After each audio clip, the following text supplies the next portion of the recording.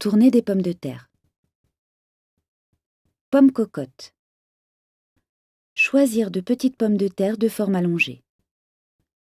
Parer les extrémités de manière à obtenir des pommes de longueur identique, environ 5,5 à 6 cm. Si nécessaire, les partager en deux dans le sens de la longueur. Se rapprocher le plus près possible du modèle à tourner. Tourner les pommes cocottes à l'aide d'un couteau d'office. Leur donner une forme oblongue, régulière, légèrement effilée, sans chercher à leur donner de facettes. Donner au couteau un mouvement circulaire, de manière à obtenir des pommes lisses et arrondies. Réserver parure et pommes tournées dans des calottes contenant de l'eau. Rincer soigneusement les pommes et les réserver dans une calotte contenant de l'eau. Les pommes cocottes sont blanchies, départ eau froide, puis rissolées.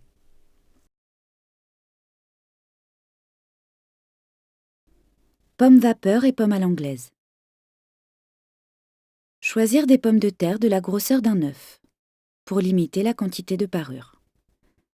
Couper les deux extrémités des pommes de terre, de manière à ce qu'elles soient toutes de la même longueur. Si elles sont trop grosses, les partager éventuellement en deux, dans le sens de la hauteur. Tourner régulièrement les pommes à l'aide d'un couteau d'office. Leur donner la forme arrondie d'un petit œuf. Les pommes vapeur ou à l'anglaise doivent être bombées et présenter des faces régulières, lisses d'un bout à l'autre de la pomme, et ne pas comporter de facettes. La longueur est d'environ 6 cm et le poids de 50 g. Dans le cas de grosses pommes de terre coupées dans le sens de la hauteur, commencez à tourner la face plate de manière à l'arrondir et à la faire disparaître. Les pommes sont cuites à l'anglaise dans de l'eau salée, départ à froid ou à la vapeur. Elles peuvent être servies persillées. Pommes château. Choisir de très grosses pommes de terre. Couper les deux extrémités pour qu'elles soient toutes de la même longueur. Elles doivent être un peu plus longues que les pommes vapeur et à l'anglaise. Les tourner régulièrement à l'aide d'un couteau d'office. Leur donner une forme moins arrondie et plus allongée que les pommes vapeur et à l'anglaise. Leur poids moyen est d'environ 80 g. Les pommes château sont blanchies, départ eau froide, durant 2 à 3 minutes puis rissolées.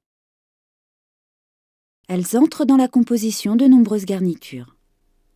Choisies, du Barry, bruxelloise, fleuriste, niçoise. Pommes fondantes. Choisir de très grosses pommes de terre. Parer les extrémités, puis les partager en deux dans le sens de la hauteur. Chaque pomme doit peser environ 80 à 90 g. Arrondir légèrement la face plate et la réserver. Tourner le reste de la pomme de terre, comme pour la pomme château. Les pommes fondantes peuvent être également tournées en forme de savonnette. Les pommes fondantes sont disposées sur leur face plate dans un plat fortement beurré, puis cuites au four avec un excellent fond blanc ou un consommé.